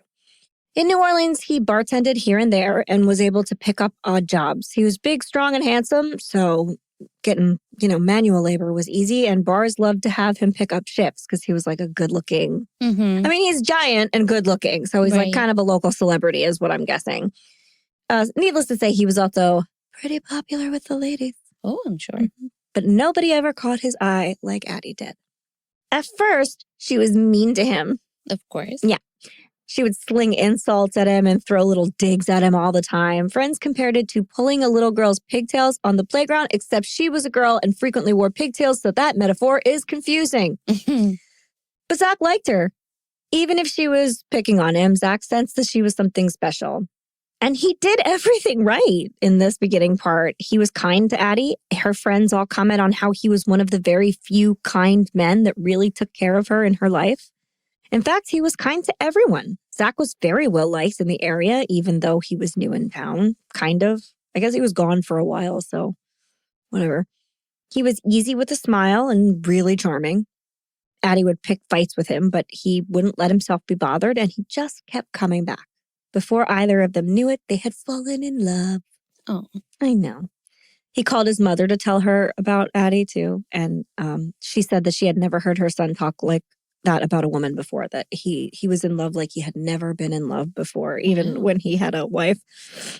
Sure. Yeah. Mm-hmm. According to his mom, it seemed just like the first time any of this had happened to him. Mm. But just like our friend Dennis had mentioned, it was all fun and games with Addie until it wasn't. Zach and Addie were immediately serious. Like I said, a lot of times when you know a woman like that, their relationships are like intense. Fast and intense. Yeah. But they did fight occasionally, and for a while they were off and on. Addie wasn't quick to trust anyone, and she was hot-tempered. Sometimes in the heat of the moment, she would even take a swing at Zach. But unlike her other boyfriends, Zach never fought back. According to Dennis, this story is a little racy. He said that her last boyfriend before Zach, she caught him with some gay porn and a dildo in his closet. So she slapped him upside the head with the dildo. That's really funny. Just a very funny image, I think. That is, yeah. But then he broke her jaw. Oh. It goes downhill very fast. And Addie hated lies, so that's why she went for him. And she was attracted to violent men, so there you have it. Zach wasn't a perpetual ray of sunshine, though. He did have his dark and melancholy moods where it was kind of clear he was haunted by his past. Sometimes he would just go distant or act detached. Not uncommon with people that have war PTSD. In the summer of 2005, Zach and Addie had been more on again, off again than usual when word broke out that an historic storm was headed right for New Orleans. That's Hurricane Katrina. A mandatory evacuation order was issued. Zach had arranged to leave the city and stay with his estranged wife and children, but before he left, he went to say goodbye to Addie. She said she was staying.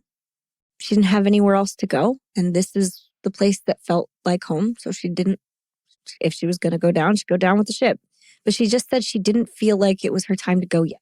She said, I just don't think I'm going to die. But Zach couldn't leave her, so he just decided then and there to stay. And he holed up with her in her little tiny apartment, and they rode out the storm together. Wow. Yeah.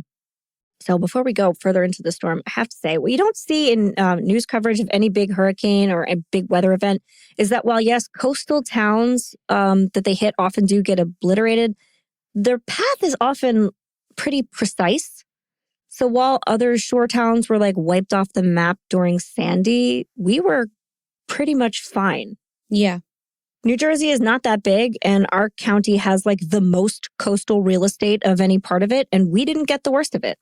Wildwood, which is 25 minutes from my house, could get absolutely slammed by a storm, and then we here might see just a little heavy rain. Storms like that are so specifically local, but in the interest of public safety, the path of the evacuation is often quite wide, as it should be. This is good because it keeps more people safe, but to some locals, it begins to feel a lot like crying wolf when they tell you to evacuate, because every time there's a storm, they're like, leave. And eventually, some people do just resign to staying put no matter what. So Addie wasn't alone in her attitude that she was like, I'm just going to stay. It might be fine. There were others, not many, but there were others. Right. The area that they lived in the French Quarter was spared a lot more than other places. It didn't get any of the floodwaters. They did lose power and sustain damage, but it was nothing like the rest of New Orleans. There was no intense, like people were not like floating down the streets, obviously. And the few residents that stayed emerged after the winds had died down to like an abandoned Mad Max situation where the city was just theirs. Wow. It was just empty. They didn't have any contact with the outside world, really, because there was not That's a lot of there was not a lot of service. They didn't have power for weeks at a time. And therefore, they had no idea how devastated the rest of the city was. They didn't know. They didn't know there were no businesses open. They didn't know people were dead. They didn't know buildings were wiped off the map. They just were kind of in their own little bubble. It was like camping. So wild. Isn't that weird? With no businesses open and no power and nothing else to do, they kind of had to like become a roaming band of brothers. They looted the closed stores for food and booze and banded together to share whatever they could get. Addie put streamers and balloons outside their front stoop, and she and Zach would spend most of their time sitting outside in camping chairs, drinking wine and communing with their neighbors. They set a table out there where they would light bonfires in a trash can. Everybody would bring whatever they had, put it all together, and they would sit there and have a meal. It was, like living in a hobo town in the Depression. But there was a real sense of family, a very much us against the world. Like they were very bonded at that point in time. And if you were someone who didn't have a lot anyway, some people were thriving in this. Yeah. Like Zach and Addie loved it. But soon the outside world came rushing back in, first in the form of FEMA workers and fire companies and such. So relief is coming. They're like, relief from what? We're not that bad. Right. But obviously they did need help. And people wanted to come back to the businesses and homes they had abandoned, clearly. And so when the FEMA workers and like firefighters and local relief would come like by their house, Addie would flash them every time as like a thank you for keeping our neighborhood safe. So their neighborhood was pretty popular. And soon the local and national news picked up on Zach and Addie. They were this like mascot for a love story out of the ashes, a couple who had weathered the storm together, this little community that just did what they could to scrap by. People like loved this story.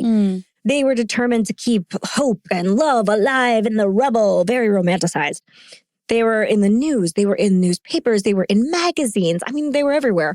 Their little hovel amidst the chaos was the heartwarming story that everybody wanted to drag out of the destruction that was Hurricane Katrina. Because really, the storm was devastating. And it was just one nightmarish story after another. Yeah. So this one little like glimmer was something that people really liked. But with the outside world coming back in came the revelation of how many people had actually died. Soon, the little band of French Quarter survivors realized that there were many people who had it a lot worse than they did. And while they drank wine and ate canned food by the light of a trash can fire, others were discovered dead in their attics with no one to look for them. The aftermath of Katrina was a very unique thing. Adjusting to new ways of life over and over again on top of dealing with catastrophic loss, blinding public recognition and abject poverty is really going to do things to the mind, because you have to think there were layers of this. There was pre-storm, there was in the storm, directly post-storm, and then stuff came back slowly over time. So you just adjusted constantly. There was no stable beneath your feet at all, especially if you were somebody who was like, well, I'm just kind of living whatever. So it does different things to different minds to live that way too. Some people can go with the flow, some people can't. And it does things you may not expect. In the years following the storm, the suicide rate in New Orleans skyrocketed. Suicide was especially prevalent in lower income communities. It really was the storm that kept killing. A national public health survey indicates that the incidences of serious mental illness in post-Katrina Louisiana jumped from the national average of 6.1% to 13.8%. Wow. That's a big jump. And I know what you're thinking, but this wasn't just because living through the storm messed with their heads or because they didn't have anything. It was also because these people lost access to all health care. That includes mental health care almost entirely. Your medication was gone overnight. Right. Who can afford expensive medication when you have no house and no job? Who can get to a hospital when the hospitals are gone? Right. At that time, Addie stopped taking her lithium altogether. A few months passed and everybody started slowly going back to work. Addie was back tending bar at the Spotted Cat. Zach was doing odd jobs and catching bartending shift when he could. Life went on. But for Zach and Addie, it was more volatile when the world came back. Zach would retreat again and become distant and removed for longer periods of time. Addie, who craved his attention, would run hot and cold in her attempts to get it. So like any attention is good attention. So she was either all over him or like screaming at him and slapping him. Right. They both began to drink more, and increasingly they sought out more and different drugs. We're not talking about just weed. This is like lots of drugs. And this went on for around 8 months. In a last-ditch effort to save their relationship, the pair decided to rent an apartment together in October of 2006. Addie said that some people had a baby to save relationships, but they rented an apartment. Both are bad ideas for the record. If your relationship is failing, don't get a thing to save it. Right.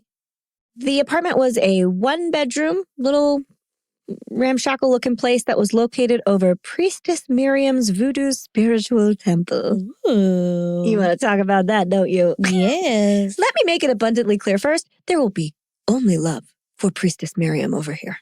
Yes, girl. She is an icon. I fucking love her. The temple was established in 1990 by priest Oswan Chamani and Miriam Chamani. It's located in the French Quarter next to Congo Square. And here is their mission statement, which I really like.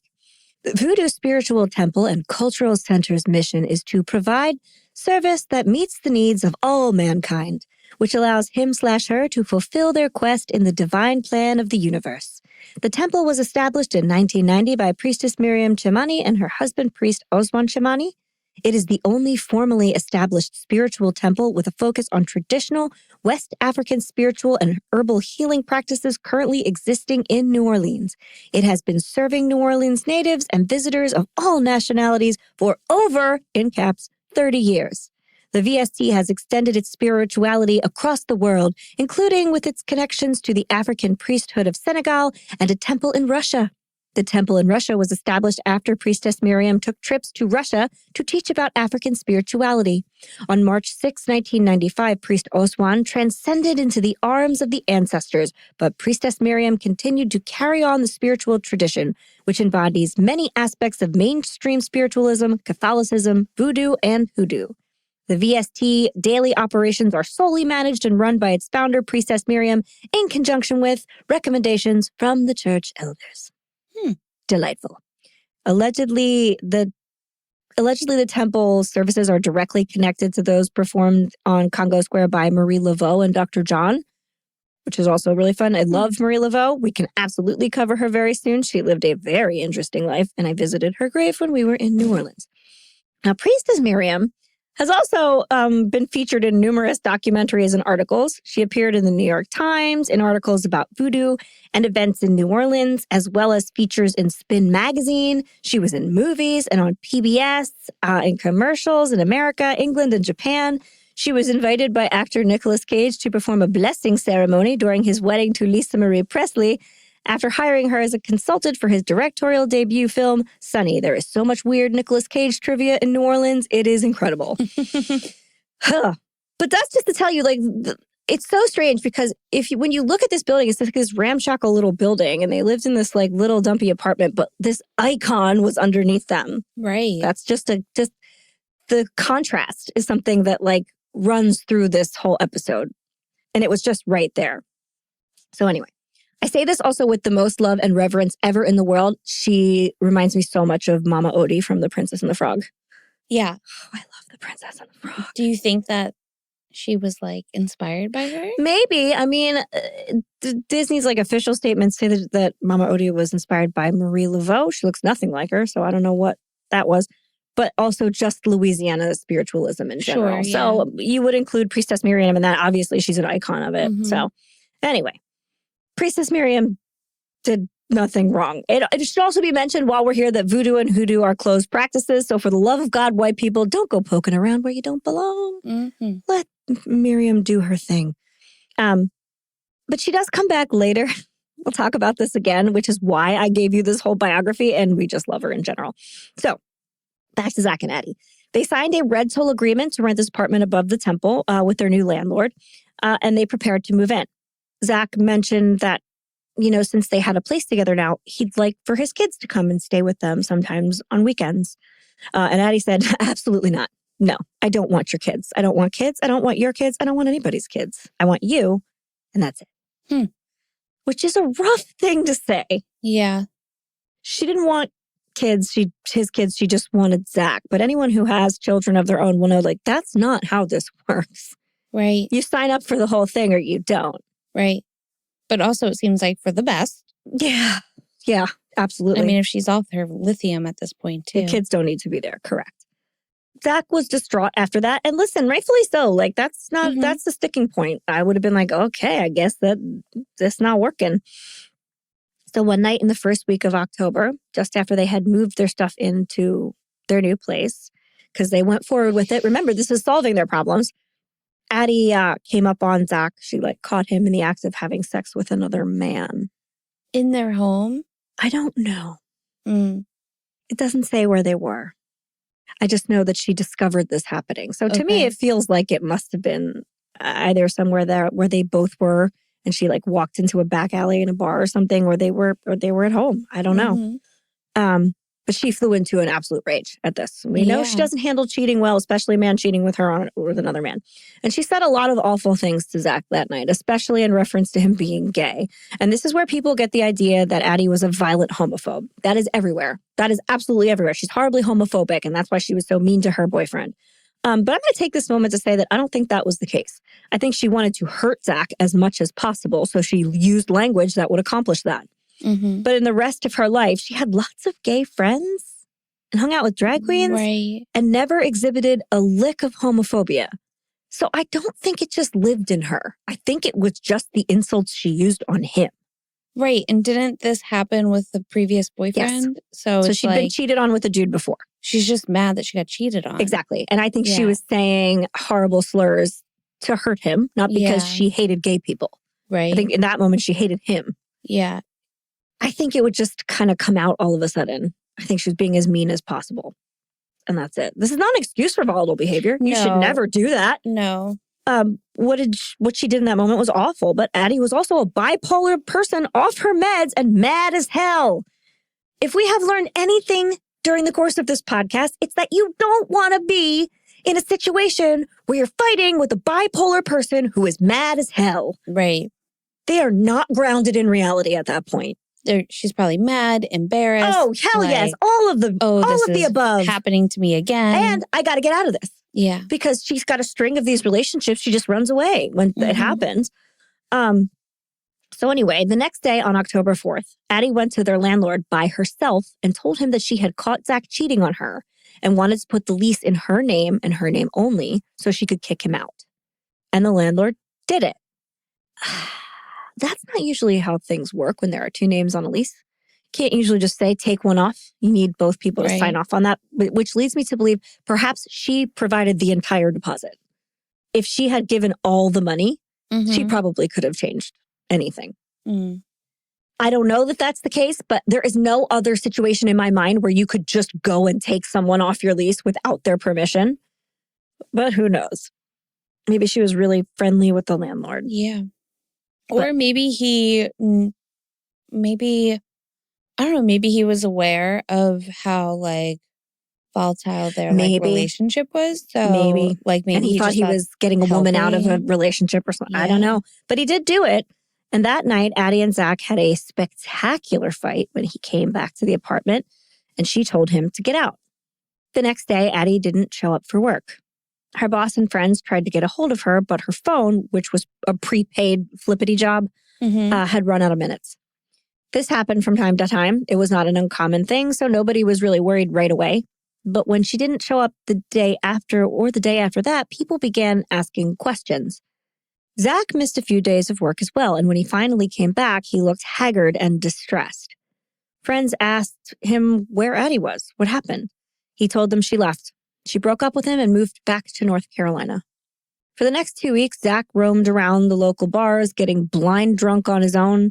He ran up bar tab after bar tab, sometimes running out without paying. He talked to strange men. He went to strip clubs and did drugs until the sun began to rise and then went back to his apartment above the Voodoo Temple. Somehow during this time, nobody showed up at the apartment looking for Addie. I think maybe they didn't know where it was or something because they had just moved in 2 days prior. Right. Because their house was always, her apartments were always a meeting place. People were always in and out of them. So it seemed so strange to me that she wasn't around and nobody knocked on her door. Yeah. I guess if they did, that just nobody answered and they just, I don't know. Or she also strikes me as a door open person. Right. But Well, I guess maybe they had to go through the temple or something, or maybe that like. Maybe that. And maybe Zach was just really convincing. Maybe, but there were people that didn't talk to him and knew her. Yeah. Why weren't they like knocking on her door? Right. I can't answer those questions because the answers do not exist from what I've seen. People did ask around. Her boss asked around. They tried to call her. That was as far as it went. Mm-hmm. And nobody reported her missing. Right. Obviously, because she was very nomadic and would just disappear from time to time. On Monday, October 16th, a friend called Zach to check on him because Zach had been, like I said, like weird and AWOL too. This friend had been worried about him because he said, my friend went through this rough breakup and he seems like he's not doing really well. His eyes are all red. He looks haggard all the time. He's like, what's going on? Are you okay? Zach said he was really happy to hear from this friend because, quote, you're the only one who checked on me. And then he said, so we're going out and I'm buying. And they did. They went out that night and Zach paid for everything. They drank. They went to a strip club and did cocaine until 4 a.m. At which time, Zach turned to his friend and said, I have to leave for vacation now. Okay. Then he hugged his friend and said goodbye. The next morning, Zach was found dead on the roof of the Omni Royal Gardens Hotel parking structure. And now for the plot twist. I didn't read you the entire note Zach left in his pocket for the police at the beginning of this episode. That was just a little piece of it. Here's what it actually said in full. This is not accidental. I had to take my own life to pay for the one I took. If you send a patrol car to 826 North Rampart, you will find the dismembered corpse of my girlfriend, Addie, in the oven, on the stove, and in the fridge, and a full signed confession from myself, Zach Bowen. Wow. As I mentioned at the start, post-Katrina New Orleans police officers had seen a lot. Zach's suicide hadn't shaken them as much as it was just one more sad thing in a string of sad things all over the city. But the murder scene, that was different. This was the worst thing any of them had ever seen by far. When police climbed the stairs to the apartment, the air was cold, but there was no smell. The place was in a total disarray. There were boxes and clothing and food and garbage, alcohol bottles and cigarette butts just everywhere. And the walls had been crudely spray painted with phrases. One said, I loved her. I'm sorry. Help me stop. Call Lana Bowen. Total failure. And perhaps the most cryptic one said, look in the oven. Ugh. And then the front of the oven was spray painted with the phrase, don't look. Conflicting information there. But of course they did look. Addie's remains were in pieces. 2 pots were on the stove. One contained Addie's boiled head. In the other 2, I think there were 3 pots. Anyway, another one had her hands and feet in them. Her torso, just her torso, was in the refrigerator. And on trays, cooked and seasoned like a roast, were her arms and legs. Wow. The bathtub bore a grisly ring around it. Obviously, the butchering had happened there. And in the bedroom, the police found a journal. I hate this part. It's Addie's journal. It's all her poetry and her daily musings and her silly artsy stuff. This is her narrative that he then takes for a murder confession. And I feel like that's just kind of gross and telling, and I don't like it. Literally stealing someone's voice. But there is an 8-page confession in it from Zach. The whole thing hasn't been published, just the, highlights, and here they are. Quote, today is Monday, the 16th of October at 2 a.m. I killed her at 1 a.m. on Thursday, October 5th. I very calmly strangled her. It was very quick. Halfway through the task, I stopped and thought about what I was doing. This is like a new quotation, so I'm guessing like he's breaking down the body at this point. The decision to halt the first idea and move to plan B, the crime scene you are in now, came after a while. So I think he started like breaking down her body in the tub and then waited a little while and then decided maybe he would like cook it. I don't know. I scared myself, not by the action of calmly strangling the woman I've loved for 1.5 years and then desecrating her body, but by my entire lack of remorse. I've known for forever how horrible of a person I am, ask anyone, and decided to quit my jobs and spend the $1,500 cash I had being happy until I killed myself. So that's what I did. Good food, good drugs, good strippers, good friends, and any loose ends I may have had. I didn't contact any of my family, so that'll explain the shock. And I had a fantastic time living out my days. It's just about time now. I don't know how anyone decides that he is a total unknowing fugue state victim, because that is very clear. Mm.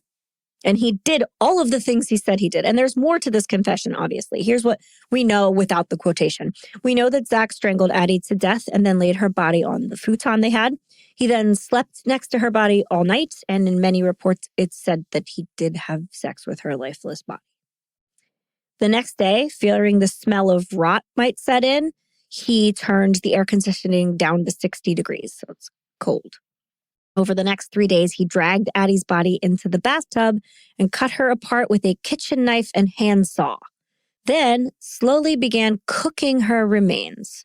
This process occurred bit by bit over the course of the 10 days between Addie and Zach's deaths. He also burned himself 28 times with a cigarette, one for every year of his life. That's all I got from all those letters. Addie's body was identified quickly once it was brought in by a medical examiner, though no one came to view the body. Probably also for the best. Right. They were national news again, but this time wasn't the same. Nobody could explain why this happened, though. It seemed to come out of nowhere. Nobody saw it coming. Nobody suspected it. Their landlord said the apartment had been quiet. He didn't hear any kind of horrific event. It just was there. Their lives were so on the fringes of society that nobody reported anything remarkable. Yeah. After she left home at 16, Addie's family wrote her off completely. Addie died and no one but her friends were left to mourn her. Zach's family buried him. They went and got his body, obviously. They mourned him. They were destroyed by the news. His mom said that when her husband, he answered the phone when the police called. And so he had to tell her, like, what happened. Right. And he was like, listen, Zach died. He took his own life. But given what happened and what he did, I think that's maybe the best thing that could happen. Yeah. And part of her agreed. She's like, what would he have done if he had lived? Right. Face his kids, face his family, live in prison forever, not be able to send them money. Like this was it. And that's a hard thing for a mother to say. Right. I can't imagine that, but I see where they're coming from. Yeah, what else was the eventual end to this? He was guilty. Mm-hmm. And now for the $64,000 question. Why? Well, in truth, we're never going to have an absolute answer on this one. There are lots of theories, though. Most people who have read the book I urge you not to read agree that Addie was erratic and abusive. And they say that Zach was a tortured soldier who grappled with his PTSD demons and Addie's horrific abuse and his longing for his wife and children. They say that on the night of the murder, Addie was hitting him and calling him homophobic slurs, and a man can only take it for so long. So he snapped, he dissociated and went to another place, back to his military background, snapped into his soldier body, blacked out and killed her. I'm sorry. It's like, I sense you don't like I that don't one. buy that one. Nobody has a 10-day blackout where they are able to work, socialize, spend money, and methodically break down a dead body and chronicle every step of everything they do in a journal after killing the only girl they ever loved, but they didn't mean any of it. It was all an accident. I'm sorry. Zach's confession is cognizant. He was aware of what he did. He tried to cover it up. He actively spent the money he had left and then took his own life, with specific instructions to the police and numbers to call his family. Yeah. That's not a blackout. Yeah. And here's the thing. Some say he snapped back into his military mode. I don't buy that one either. Because soldiers are trained to kill people, right? But they're not trained to slowly strangle people to death. They have firearms for that. That's not your army training. Strangling is a very personal way to kill someone, and we all know that. It's not short and quick either. It is dedicated, protracted, and purposeful. Right. Perhaps it was something he saw occur while he worked in Abu Ghraib. Right. And even if that's the case, he would know that. He would know that it was one of the hardest ways to kill someone. Mm-hmm. And he was so much bigger than her. Like, he could have snapped her neck in 1 second. Right. There were any number of blunt objects. He chose that one. It does not say, I just did whatever I snapped to me. Plus, then there's the fact that he got rid of a whole body. That's not your army training. I don't know. I just, that one really gets me mad, as you can tell. Some people blame the hammer toe. His toe hurt. Had to kill her. That one's stupid. Too distracted. Toe hurts. A hammer toe is like an overlapping toe. You're okay. He didn't have like fibromyalgia pain gnawing away at his life. Right. Some people say, this is a good one, that priestess Miriam had conjured a demon in the temple below, and it rose up through the ceiling and into Zach and Addie's apartment and jumped into Zach and possessed him. Then it made him do horrible things, and the only way he could escape the demon was to plummet from the roof, taking his own life. That's dramatic. That is traumatic. They also say that Addie's ghost then haunted the house forevermore. Mm-hmm. And they say that on their ghost tours. Of course they do. Ghost tours love that one. Priestess Miriam, when asked about this, simply said, you never know what's going on in people's minds. You know what, girl? You're right. Unbothered, unproblematic. Yeah. I love her. Ain't my problem. No, it ain't my problem. Maybe I did release a demon accidentally. You'll never know. You'll never know. I think the most likely version of the story did also come from storyteller Dennis Mon. He said that just before her death, Addie had come to visit him. She told him that she was going to break up with Zach. So they just got an apartment together, but she was going to kick him out. She'd caught him having sex with a man in exchange for crystal meth. I don't know if that part is true or not, but that's the version we have here. She said that she was going to tell him that if he didn't leave the apartment, she would tell his wife and kids that he was gay for pay. Mm-hmm. And that's kind of where the story is left off there. I think that's the most believable.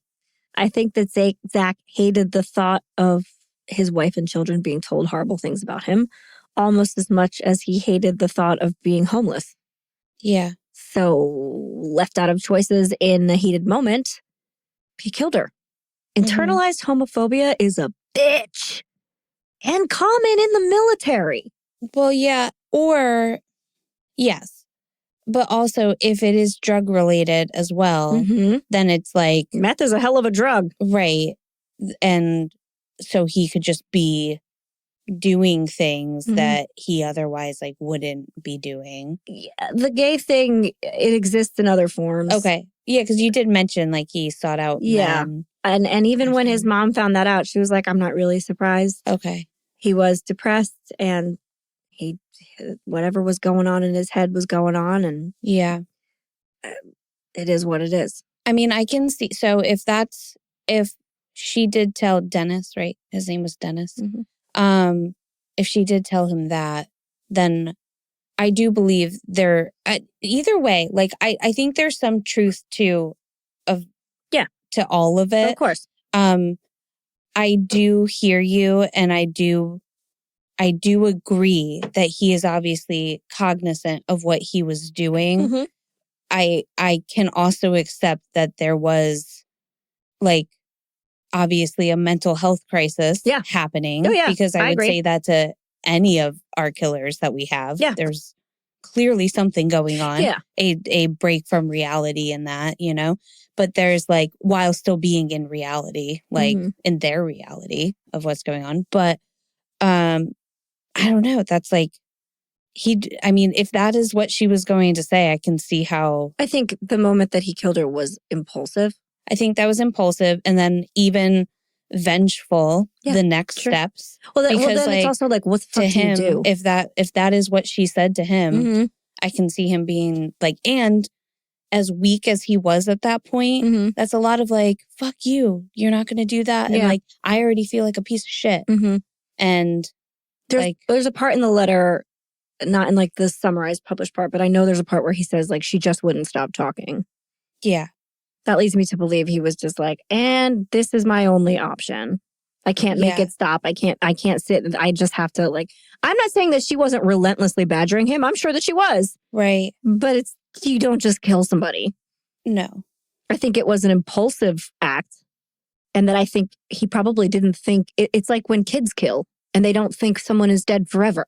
Right. They don't think, you go into it going, I'm just going to choke her out. She's going to pass out and then she'll know, I'll take my stuff and I'll make her leave or I'll put her outside and then she's dead. I can almost see him talking himself into every step afterwards. Yeah, sure. Like, I don't see this as like a pre-planned situation. Like you were saying, impulsive. I think it was impulsive. Then he was like, well, now what do I do? Mm-hmm. And then he just kept coming up with really awful fucking things to do. I also think the thought process is clear. I think afterwards he went, oh no. Part of him was probably like, she's going to wake up. She'll probably wake up. She'll probably be awake in the morning. It'll probably be fine. And then it wasn't. The morning is obviously because he might have been high. He might have been fucked up, obviously, yeah. But then when he wakes up and she's next to him dead, what do? Well, I got to get rid of this body. Okay, well, I got to turn the temperature down so it doesn't smell because there is people who are actively around underneath me. Mm-hmm. I got to break it down. Maybe I could just break it down into pieces and then like put it out in the trash or something. He takes her into the bathtub, cuts her up into pieces, realizes like, well, now I just have the same amount of body, but in a bunch of pieces. What the fuck do I do with that? How can I make it look like it's not a body? I know, I'll cook it. Lots of people have barbecues in New Orleans. It'll just look like the remnants of a meal. Maybe I'll even eat some of it. That could make it go away. If I digest her, they'll never know. But then I think once he got to cooking, he was like, I can't possibly do that. That's horrible. Because the impetus for most cannibals is that like they want to keep a piece of this person with them. It's like a weird act. Right. And he didn't have any of that going on. But and then that's where I think he had that complete break. Yeah, he was like, I can't, I'm done. I'm cooked, dude. This is just going to end with me taking my life. Yep. So I'm just going to go out with a bang. Yep, absolutely. I agree. I feel like he tried everything first and then was like, well, I'm done. Yeah. This is going to end me. And even if it doesn't, like, how are my kids ever going to like deal with this shit? So blaze of glory. Yeah. Saying that, like, I had a great fucking time, you guys. See you later is like really horrible and crass. But it was what it was. You know what I mean? I don't know. Yeah. There are a lot of people that also theorize that he was like cannibalizing her while he was doing it. Like he ate parts of her. I can't say that he did. And I also can't say that he didn't. The only thing that we know is that she was pretty broken down, right? Like you probably wouldn't be able to tell if some was missing. But there was no human remains found in his stomach contents. But there was a 10-day period. If it happened earlier on and he had gone to the bathroom or been sick, they wouldn't be there. So we really will never be able to tell. I think he couldn't do it, personally. I think he was like trying to hide it and thought maybe he would do that. But he's like, no, I can't possibly do that. Yeah, agreed. But I also think that, I don't think that he felt bad for killing her afterwards. Nothing points to him feeling sad. I think he regretted his actions because he knew that he was fucking cooked. But in no place does he say like, I'm so sad.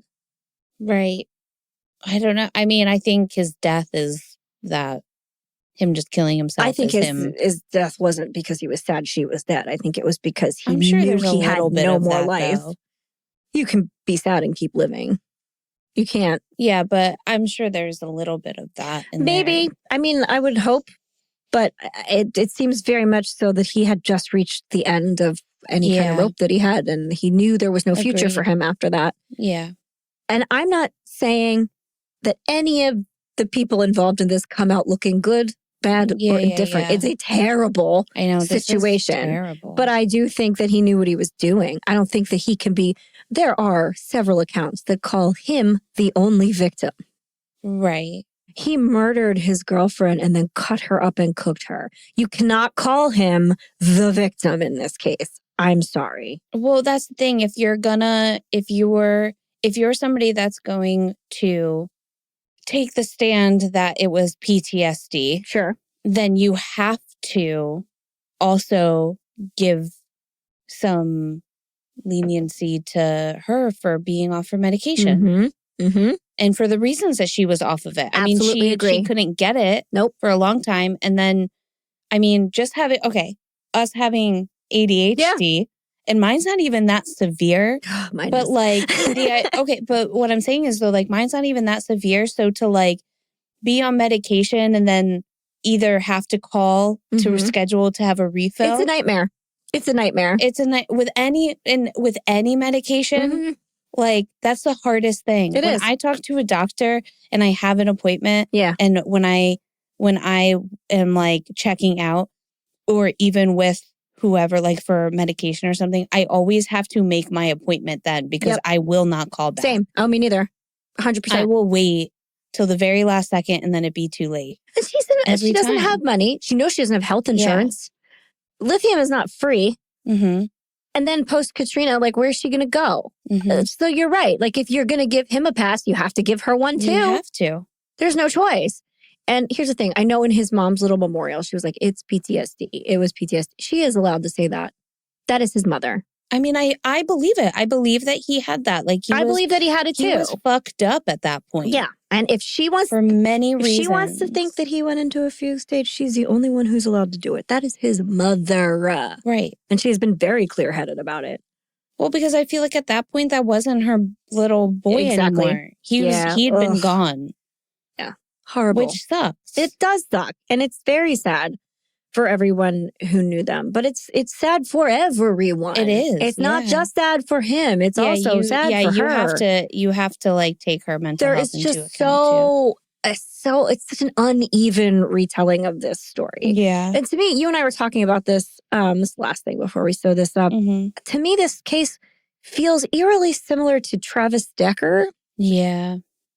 Who, ex-military, couldn't deal with his mental health issues. Want to think about that. I know that case is like the saddest case in the world.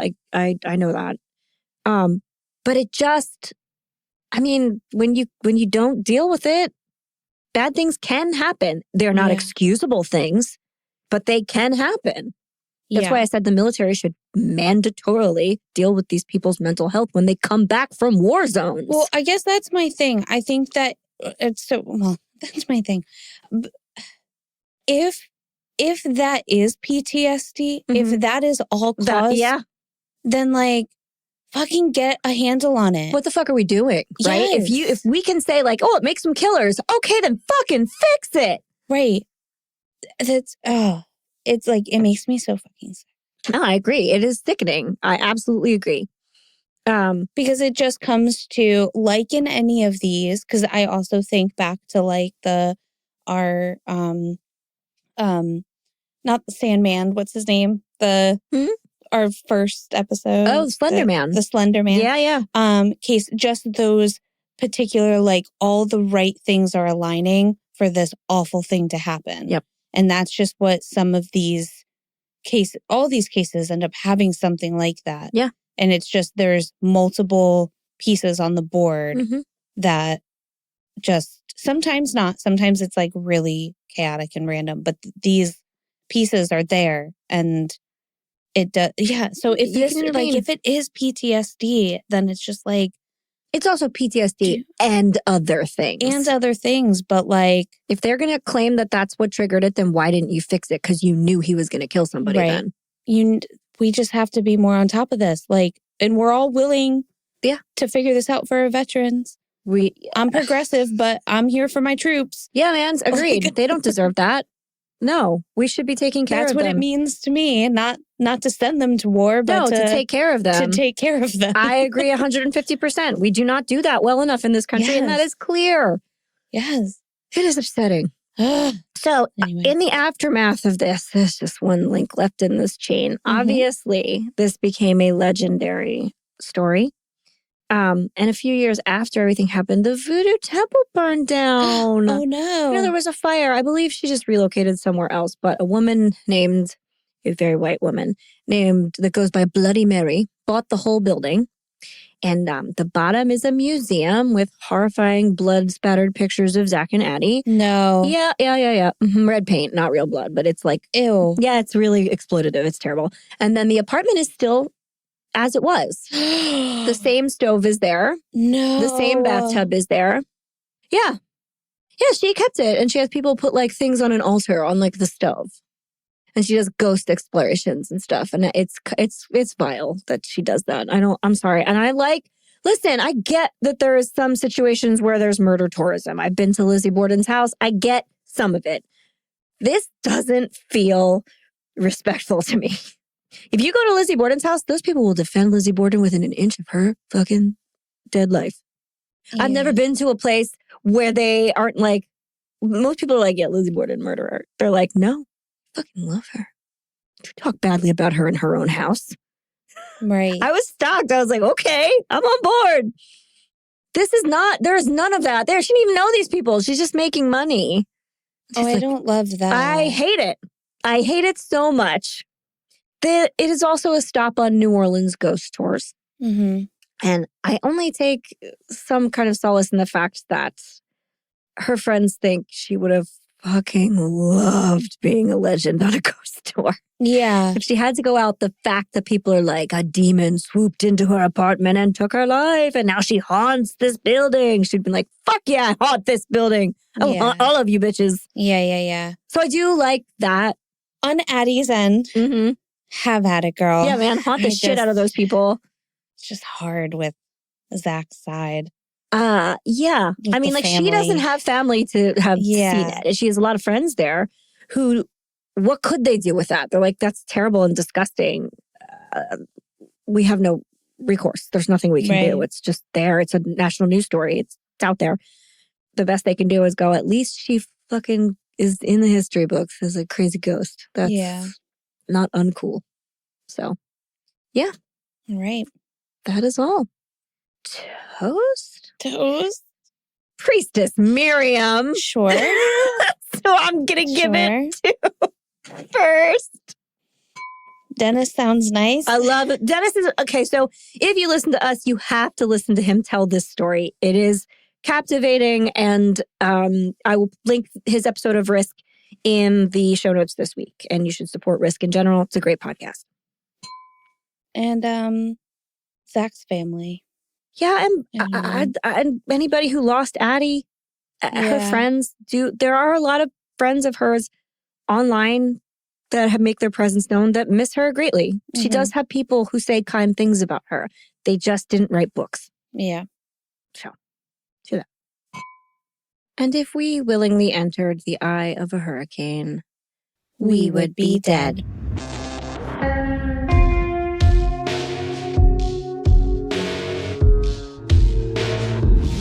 Thank you for listening to the We Would Be Dead podcast. Hit subscribe now to never miss an episode. Rate and review our show on iTunes. Follow us on Facebook, Instagram, and Twitter at Would Be Dead Pod. And join our Facebook group to discuss the podcast and more.